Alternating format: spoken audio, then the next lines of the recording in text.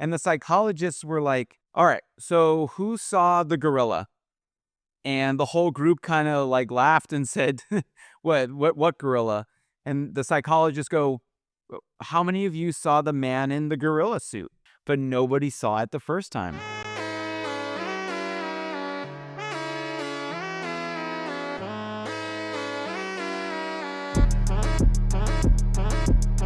All right. Welcome, everybody. Welcome to the Step Bro to Step Bro podcast.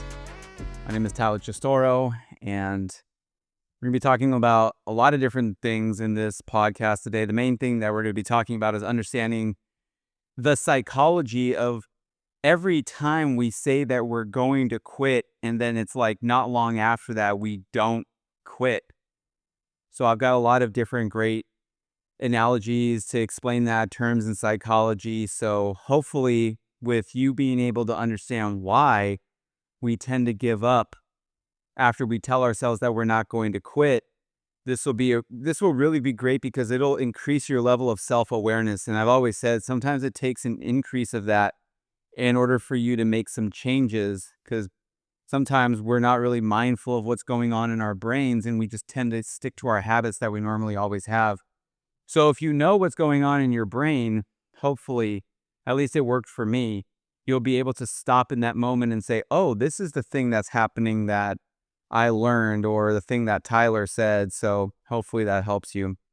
I've been here now 3 months at the beach home. It has been fantastic. I've been loving hearing the waves at night, set up the home gym. Now I'm working out in the mornings, like my normal routine, going for a walk, kind of like easing into my routine.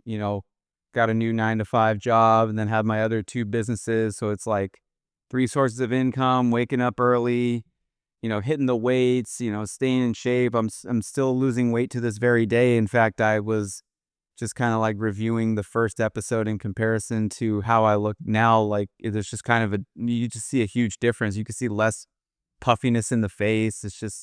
It's awesome. So, yeah, so all things headed in the right trajectory. And again, like I'm just using the things that I've learned in studying neuroscience to just help me get out of these addictions, these things that, have plagued me for so many years. And I'm just using the same techniques over and over again. It's so funny because when I learned those techniques and applied it to corn addiction, I just said, well, why stop there? Why would I not be able to kind of like reverse it? And instead of suppressing something that I know that I shouldn't be doing or engaging in, why don't I use the techniques that I'm learning to help me get a lot of the things that I want in life? And it's just like almost like a domino effect. It started with the weight loss, and well, actually it started with waking up early, but then waking up early turned into weight loss, better habits, reading books, so a mental detox, and that transitioned into becoming more ambitious and securing more jobs and securing more clients for my business, and then growing the coaching business. It's just a lot of kind of like things just domino into place. So, when I did have an addiction to corn, one of the things that I had the hardest time doing was letting it go, even though I promised myself multiple times that this was the last time. And after studying neuroscience for so many years, I can honestly say that a lot of the reason, and coaching guys for so long, a lot of the reason why we tend to hold on to it is because humans are very loss averse. So there's a couple of Nobel laureate guys by the name of Kahneman and Tversky. They produced this article back in 1979, and they called it the prospect theory. And if you ever read the article Prospect Theory, what you'll realize is that it's an analysis on why we do the things that we do, despite the fact that a better decision should, you would think that we would default to choosing a better decision. So why do we keep a poor performing employee, well after that they've proven that they shouldn't belong to the company anymore? It's because we're very loss averse. We don't want to lose that particular employee because the headache of hiring somebody new, not necessarily wondering if you're going to find somebody as good, even though the employee is not performing well. At some point, we're probably holding on to the fact that they were performing great at some point, and now it's just like, we don't want to lose them because we don't want to have to go through the process of finding somebody all over again to train them and all that other stuff. And, from our own personal perspective, it's why we often fail to go for the job that we really want, and we stick with the job that we have because it provides us like a sense of security. Or if we're already at like a management or high up position, we're afraid to give up that prestige. There's some sort of level there's some level of comfort to it. you know there's something satisfying that the job that we're in already gives us, and we're a little bit afraid of the unknown, so we don't want to lose what we have in pursuit of something that we know nothing about. So we're very loss averse. It's why, if you think about in terms of like business and finance, it's why we sell investments when we believe that they're going to cause us more loss. There's a term for this called panic selling. So the thing that I've learned about loss aversion, though, is if you can learn to manage loss aversion. And so before I even get into that, what does that have to do with corn? What it has to do with corn is that corn serves as a coping mechanism. It's a crutch because you're trying to satisfy something that you are trying to avoid oftentimes. So you're often trying to avoid some level of pain, whether that be loneliness or getting a sense of validation, or you want to have some sort of an intimate moment, but you don't want to have to work for it. Corn is kind of like that coping mechanism. It's kind of like that crutch that you don't have to be told no if you're fearing rejection. If you want an intimate moment, there's a lot of work that goes into an authentic, real intimate moment. But if you watch Corn, all you have to do is just type it in the search bar, and then you can just search for whatever you want. So Corn kind of really serves as like a crutch and a coping mechanism for us. And so a lot of the times when we say, well, this is going to be the last time I'm giving it up, and our rational mind knows that it's something that's causing us harm, and it's plaguing our life, and it's taking away things that we know that we want to hold on to, or things that we want to achieve. It's putting us in a bad position to not achieve them anymore. We tend to overlook that because we know that if we give up the watching Corn, there's going to be a void. We don't want to lose that fullness. We don't want to lose that filled void. Because if we remove it, now it's just something empty, and most of the time we don't know what to replace it with. So the thing that I've learned about loss aversion and studying neuroscience is that, well, it doesn't really take a neuroscientist or anybody who's well versed in it to realize that good judgment, if you have really, really good judgment from your rational brain, you can overrule that knee-jerk type of reaction when you feel like you're about to lose something. Okay, so what would that mean? If saw, like, let's just take for example, if you have a stock that's not performing well. If you saw that the stock was dipping lower and lower, and you saw that people were panic selling, that knee-jerk reaction of, oh my gosh, I'm losing money because the price per share keeps going down and down and down, and I'm losing all of my money. It's almost impossible to eliminate that knee-jerk reaction, that fear that, oh my gosh, it's going away. It's almost near impossible to eliminate that. That's just a natural reaction that's very hard to get under control. Very few people know how to do it, and you shouldn't really try to go and try to control that part of it. What you should focus your energy and attention on instead is trying to focus on what the action is that you take after you get that knee-jerk reaction. So you see that the stock price is declining, it's going down and down and down, it's plummeting, and you say to yourself, oh my gosh, I'm losing so much money. Then the next thing that you do in taking action, you would stop and you would think, okay, now I'm going to use good judgment here. Instead of reacting and panicking and selling, which still might be an option, we might just decide to do that, cut our losses.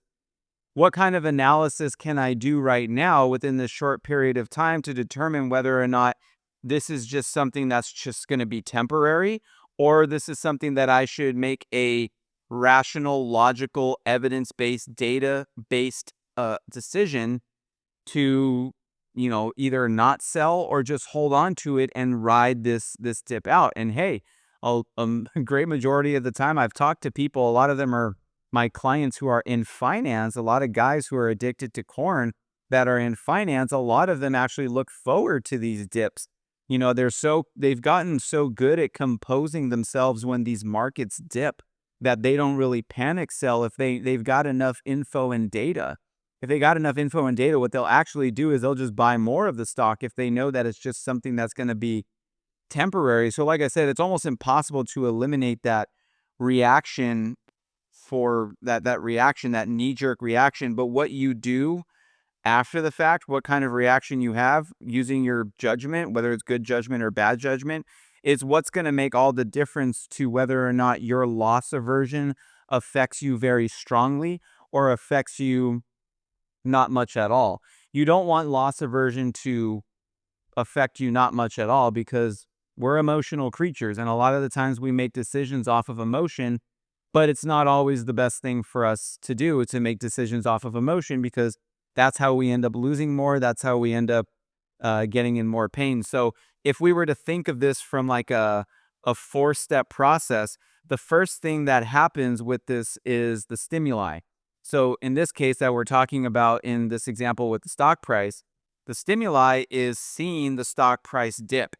And then that knee-jerk reaction is, oh my gosh, I'm losing so much money. So that would be step two, which is something that's, like I said, it's common. It's very difficult to get it under control. Eliminating the knee-jerk reaction is very, very difficult. And like I said, if you're somebody who's just trying to get over corn at this point, the knee-jerk reaction is not something that you should try to immediately try to tackle. That's something like way more advanced if you ever get there at all.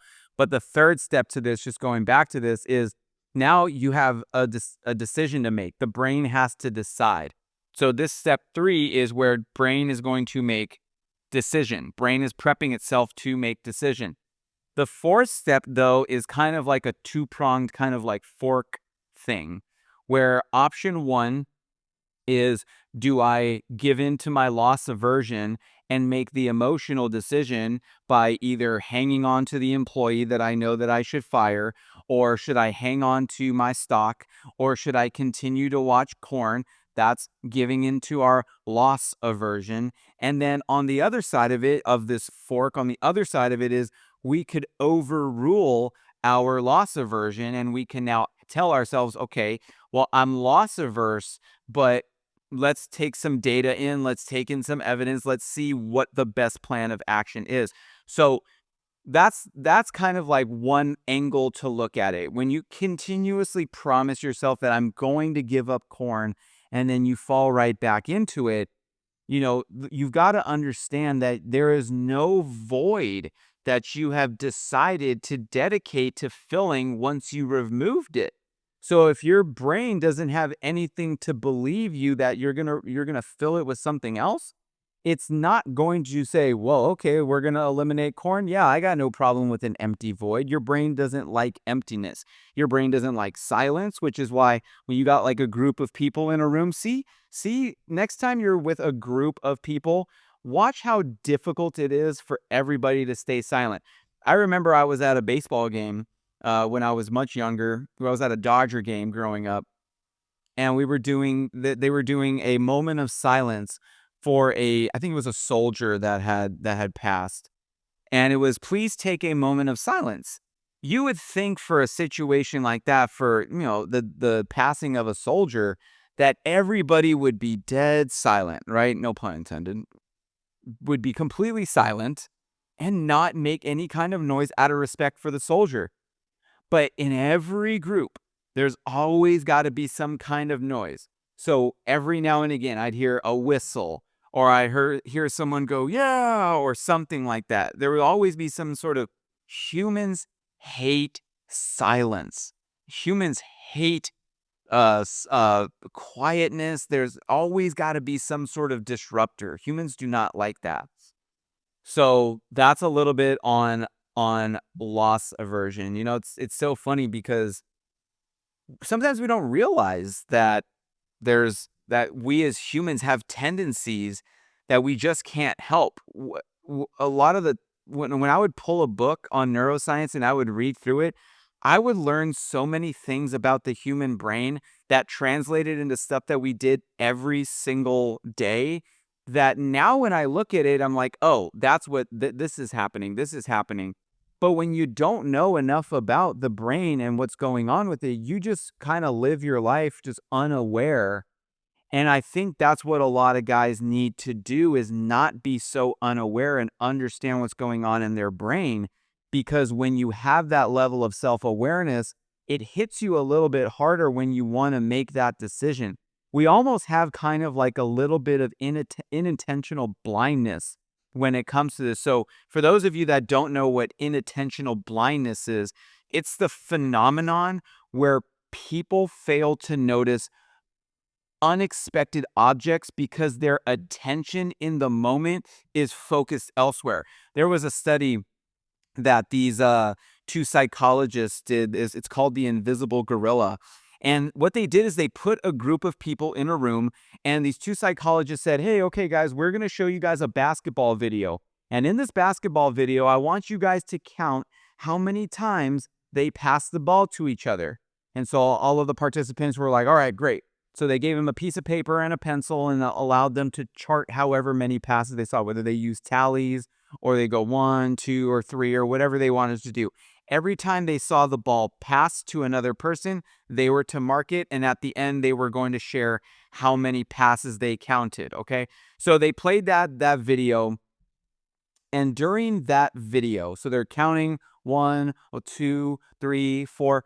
During the video, a man in a gorilla suit walks through the basketball court. And the people are still counting. And what the two psychologists noticed at the time is that nobody was laughing. Nobody was going, look at that gorilla. Oh, look at that. And the psychologists were like, this is kind of like a tough crowd. How come they're not pointing out the gorilla? So when they finished playing the video and they started talking to the group, they said, all right, so who saw the gorilla? And the whole group kind of like laughed and said, what gorilla? And the psychologists go, how many of you saw the man in the gorilla suit? And they all looked around like these psychologists were crazy. And they were like, there was no gorilla in the video. What are you talking about? There was clearly a gorilla in the video, but this phenomenon where people's attention is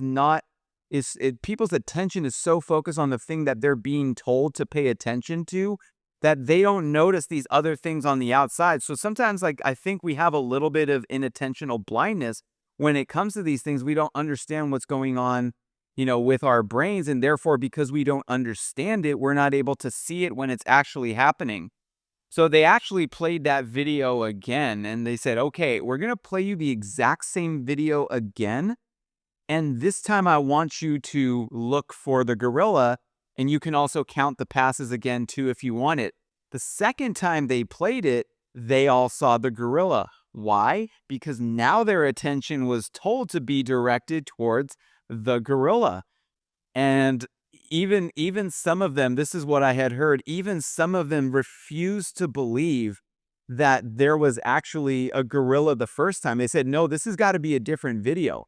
You're showing us a different video. This is not the original video. I would have seen the gorilla right there. But nobody saw it the first time. So, yeah. So, when we try to change when we say to ourselves, this is the last time, I'm not going to watch this anymore. Like, I'm done. Like, this is it. What happens is we try to add certain things to this quote unquote journey. So, like, let's say, for example, we watch Corn. We get that post Nutter Butter clarity feeling, and we're like, I'm not going to do this anymore. Like, I'm so sick of this. Like, I'm tired of living like this. Like, I can't do this anymore. So what do? We plan. We dig in our heels and we say, okay, I'm going to add the corn blocker, and I'm going to tie my hands behind my back so that I can't touch anything, and I'm going to add this and all that other stuff. And so what we tend to do, and this is so funny because I see a lot of my clients do this, and they'll tell me that this is what they would do in order to try to overcome it using their own willpower. They would try to add these like external things to play a role in them not watching it anymore. So this is what is called the additive bias, where we feel like we have to add something in order to make a kind of change. And what I tell my clients a lot is that it's a bias for you to want to add something. Now, it's not always a bad thing to add, but whenever you add something, it always, even like when it comes to cooking, when you add something, you really run the risk of really screwing something up. So let's say you're making this very, very nice like fondue or something like that, and it calls for three different ingredients. If you're trying to be a little bit risky here and you try to throw in some chili powder, adding the chili powder may not give you the result that you're looking for of what you're thinking. Instead, what I tell a lot of people is if you're trying to make a really great fondue and it has like three different ingredients, I would just look at the three ingredients and say, well, in order to achieve this kind of taste that I'm looking for, maybe I should put less of a particular ingredient so that the taste and the flavor of the other two kind of accentuate more than the other one, instead of adding something to either try to cancel two flavors out or introduce one. We have this tendency to add things, and it's very well documented in psychology. It's called, like I said, the additive bias. And there's a perfect example of the additive bias at work. There was a Texas high school principal, and he inherited this district. He became the principal of this district, and the district had terrible academics. They had really big discipline problems. They were getting in fights every single day. They had a really bad language problem. I mean, like it was very, very bad. And so instead, a lot of the times principals will introduce new rules, or they will, bring in another person to be the dean of like in academic enforcement or something like that. We tend to add things to processes that are not working. But this particular Texas high school principal thought of it a little bit differently. Instead, football, if you know anything about football in Texas, what do they say about Texas? Like God, country, and football or something like that. But football really had become that town's identity, right? Texas football. I mean, Texas high school football. I can only imagine how devoted people are to that. And so football had become the town's identity, and it became their obsession. And it was more so, they cared more about that. Their actions showed that they cared more about that than their academics, as well as, their accountability for their poor performance. So the community, so we're talking about the parents, the faculty, everybody that was a part of that school community, they expected the principal to add fixes. So they expected, what kind of new programs is he going to roll out? What kind of new rules is he going to implement? What kind of resources is he going to bring in to improve things? And instead, what he actually did was, I think it was like a Friday night, and the football team was supposed to come out to play this other, football team from across town, and the football team never came out. The principal had canceled the football game and had canceled the football game for the rest of the season. So everybody's there in the stands. They're waiting for the football team to come out, and they never did. So what he did is he actually subtracted the football team, something everybody in that community loved. So what this did is he created something called cognitive dissonance. So what is cognitive dissonance? So this is, the community is clearly valuing education, so they say, right? We value education. We want our kids to succeed. We want them to do well in school. We want them to respect their teachers. But their actions clearly suggested something else, that their priorities lie with football. So that's what cognitive dissonance is, where you believe one thing, but your actions suggest the total opposite or something different from that. So we like to fix things by adding when sometimes we need to subtract, or at the very least, we need to substitute things. So did it work? Did subtracting football from the community work? Well, at the next parent teacher conference, 161 parents showed up to it. The previous year, guess how many parents showed up? Only 3. So clearly that already was a huge thing. Um, and of course, there was some backlash in the beginning. 15 students transferred. A lot of the faculty quit. The town was really pissed off at the principal. But like I said, then not long after that, some changes started to be made within the community. Like 160 some odd parents showed up versus the single digit number in the previous years. Um, for 12 straight months, there was not a single fight in the hallway. Prior to that, it was happening at least 3 times a day. So there was a lot of things that got fixed. Eventually, down the line, yeah, they got back on track and the district was fixed and everything did work. So when I see guys try to add these blockers, try to, incorporate new routines, introduce new routines, sometimes I just tell them, what can you be subtracting instead of adding? Because we have this bias to add stuff. Not to say that adding is the thing that you should never do. Sometimes you do need to add stuff, but just know that we have this tendency to add instead of subtract or substitute.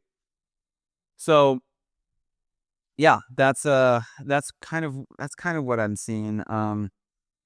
It's been it's been really really great after coaching so many guys to see them grow, to see them get uncomfortable, to kind of really challenge themselves to yeah, it's kind of funny to see these, like, especially the guys that are like macho guys that just kinda like, it's not funny or anything, but it's just like, it's great to see these guys, like, get in touch with their feelings and break down and get emotional, because you can tell that they've never been in this level of discomfort before. They've never been to the depths of these, like, emotions. Every time they've gotten close to exploring the depths of those emotions, they've always escaped by watching corn.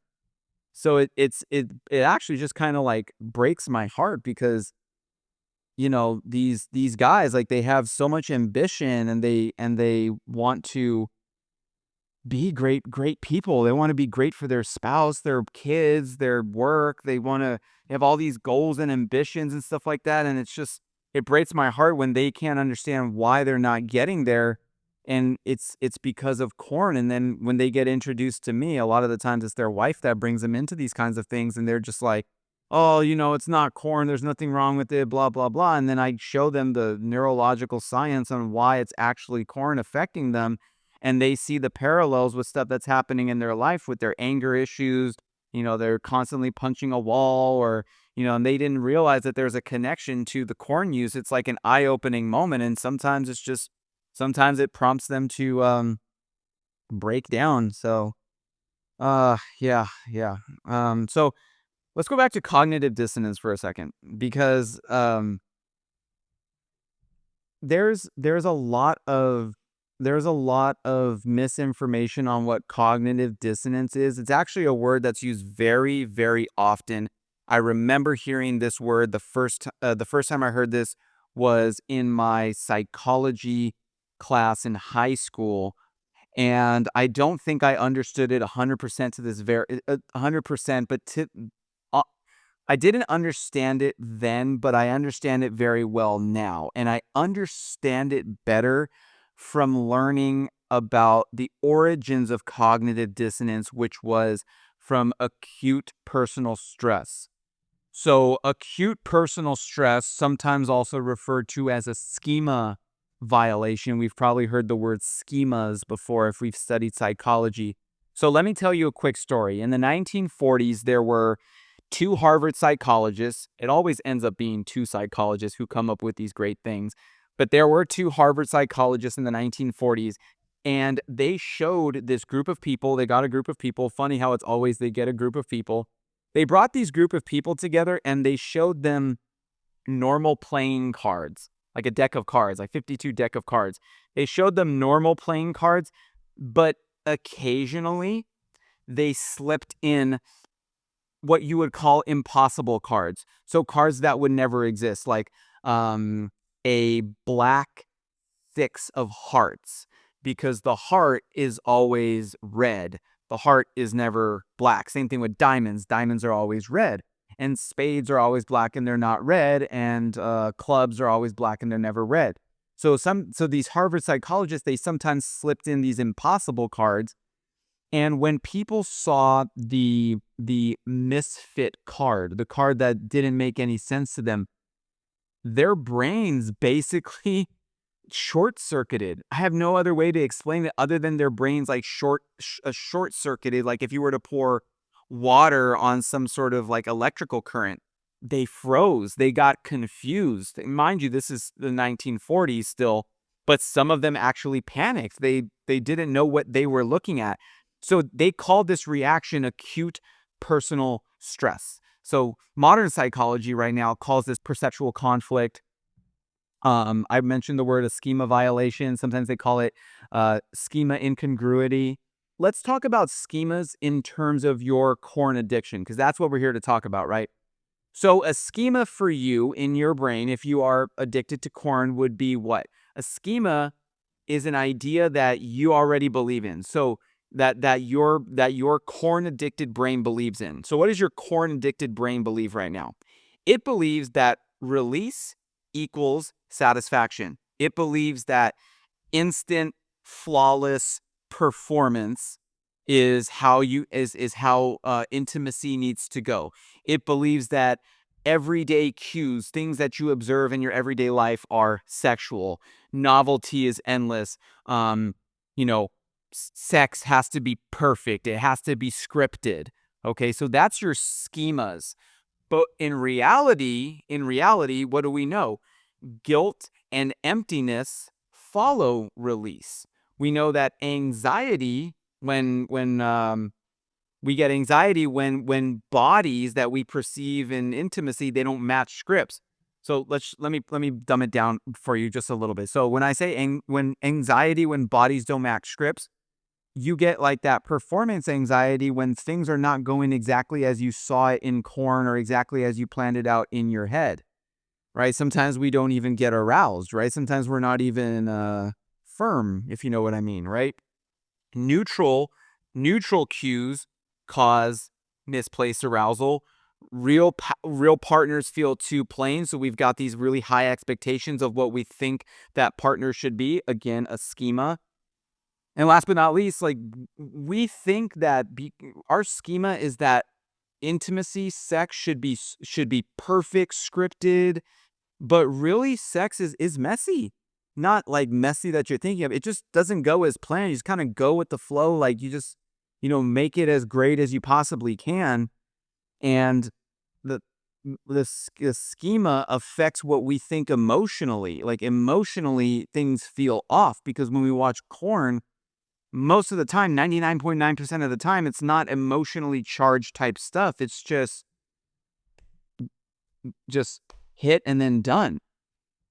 So this acute personal stress is a really great way to understand that we have schemas that we believe, and we would normally say that, oh, sex should be great, sex should be emotional, sex should be between partners, and you shouldn't place any high standards on it. And that's what we might say in the reality, but our schemas are prompting us to say, well, I need this done a certain way. Like I need my wife or my husband to be able to do this. I need X, Y, and Z. Like they got to be perfect, or I'm only satisfied if I release, or whatever, you know? And that's what cognitive dissonance is. And that's what happened with the Texas high school football community, where they said we value academics, we value a good education and respecting everyone and all that. But what did their priorities really show? It was football. Who cares about academics as long as we're playing football, right? So the homework that I'll leave with you, if you're interested in this, you should really, really try to challenge some of the schemas that you have. So you could get a piece of paper, put a line through it so it's basically in half. On the left side, write down what your schemas are for, right now with how you perceive sex, how you perceive intimacy, how you perceive, just basically intimate moments, right? And then on the right side of the paper, write down the opposite of what it really is. So I just did a perfect example for you. The schema for some guys is release equals satisfaction. So that's the schema. On the left side of it, in reality, it's but guilt and emptiness follows release. Now we're talking about corn. We're not talking about like having intimacy with like another person. We're just talking about corn. So our schema is I release, I feel satisfied. I watch corn, I feel satisfied. I release, right? But on the other side of it, what does it act? What is the reality of it? Guilt and emptiness follows release. That's what's really happening. Let me do another one because that one was kind of hard to understand. I said instant, flawless performance, right? Because that's what we see in porn, like instant, flawless performance. That's our schema. That's what we think we got to be. But what happens in reality? We go in thinking instant, flawless performance. And what happens instead? We get anxiety when our bodies do not match certain scripts. It's not instant, it's not flawless, and oh my God, I'm not performing. So we get that anxiety. That makes sense? So right now, your like homework for this is to, like I said, take a piece of paper, cut it in half, or draw a line through it. On the left side, write down what your schemas are, what you are really actually like what corn has affected you to believe. And then I want you on the other side to write down what the reality of it is, okay? So, and the more you challenge yourself to do this, like I said from the very beginning, the more self-aware you're going to become. When you become more self-aware, you can start to correct the things that you were not seeing before. And when you start correcting the things that you weren't seeing before, that's how you end up in places like this. You guys probably have seen on social media. I'm down at the beach all the time. Is literally right here. I can go walk to it. I feel amazing. I'm waking up early. I've, down my 50 plus pounds and eating healthy and just, man, this is a great life. This is so much better than being homeless. So much better than being fat, out of shape, and broke. Like just when you start to learn the neuroscience of how to trick your brain out of these things and just be stronger mentally, it's not just a thing about corn anymore. All the stuff that you felt like corn has been holding you back from starts to manifest itself. So really start to hone in on this because you're getting a double benefit here. Not only are you not going to watch corn anymore, but you're also going to be able to achieve the stuff that you've been fantasizing about in life, that you've been putting out there as your goals, you've been daydreaming about, that nice place to live, the person that you want to be with for the rest of your life. You want to meet a great person, or you want to build a relationship with with your partner, you want to make it better, or you want to repair some sort of damaged friendship or something like that. These are things that happen once you get over corn addiction. I know this because these are things that happen for me. All right. And it only took me 5 years to get to this point. I know for a lot of you that seems like a long time, but don't forget, like, it didn't take 5 years for everything to start happening. Within like the first year, I started waking up earlier. By the next year, I was already losing a lot of weight, getting back in shape. The next year, I was starting these businesses. And then by the fourth year, the businesses had already gone. So I had two sources of income.